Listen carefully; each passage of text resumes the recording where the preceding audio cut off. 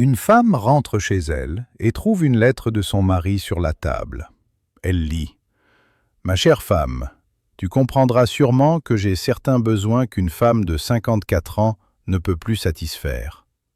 Je suis très heureux avec toi, mais, après avoir lu cette lettre, j'espère que tu ne malinterpréteras pas le fait que je passe la soirée avec ma secrétaire de 18 ans.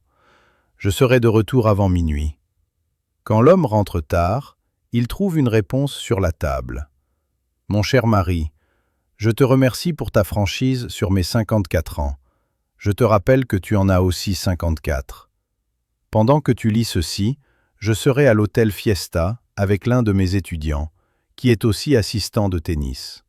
Il est jeune, viril, et comme ta secrétaire, il a 18 ans.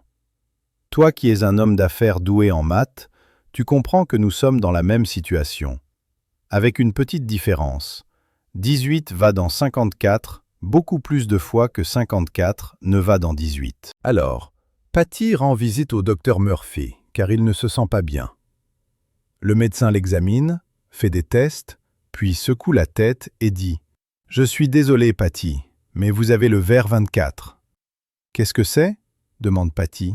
« Ça signifie que vos organes internes deviennent verts, et il vous reste 24 heures à vivre. » Patty partage la nouvelle avec sa femme. Elle réfléchit et dit « Eh bien, tu viens au bingo avec moi ce soir? Sinon, tu n'en auras plus jamais l'occasion. » À contre-cœur, Patty accepte. À sa grande surprise, il gagne une ligne et 10 $. Puis, il gagne le carton plein et 150 $. Ensuite, il gagne le tirage au sort de 500 $.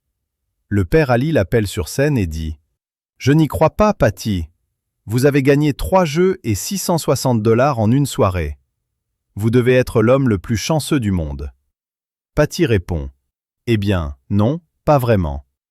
J'ai le ver 24. » Le père Ali regarde le papier qu'il tient et s'exclame « Saint du ciel!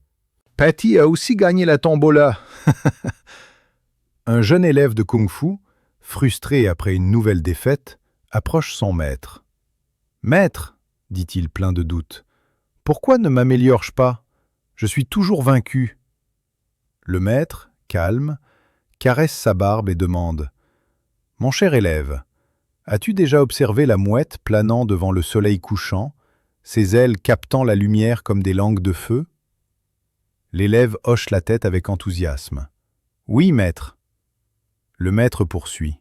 « Et as-tu observé une cascade puissante qui ne déplace pourtant aucune pierre? » « Oui, maître. » « Et la lune, l'as-tu vue se lever sur des eaux calmes, reflétant sa beauté parfaite? »« Oh oui, maître, j'ai souvent contemplé cela, » répond l'élève, s'attendant à une leçon profonde. Le maître soupire, puis s'énerve. « Eh bien, voilà ton problème. Tu passes trop de temps à contempler toutes ces sornettes poétiques au lieu de pratiquer tes formes. » Un couple de personnes âgées fêtait ses 60 ans de mariage.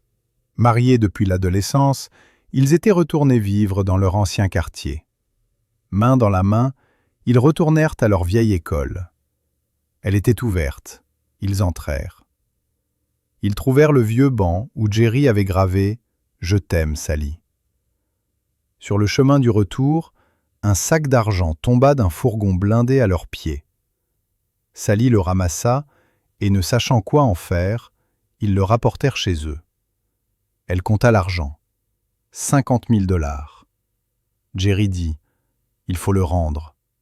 Sally dit « Trouver, garder ». Elle cacha le sac au grenier. Le lendemain, 2 policiers enquêtant dans le quartier frappèrent à leur porte. « Excusez-nous, avez-vous trouvé un sac tombé d'un fourgon hier ?» Sally dit « Non ». Jerry dit « Elle ment. Elle l'a caché au grenier. » Sally dit « Ne le croyez pas, il radote. » Les agents se tournent vers Jerry.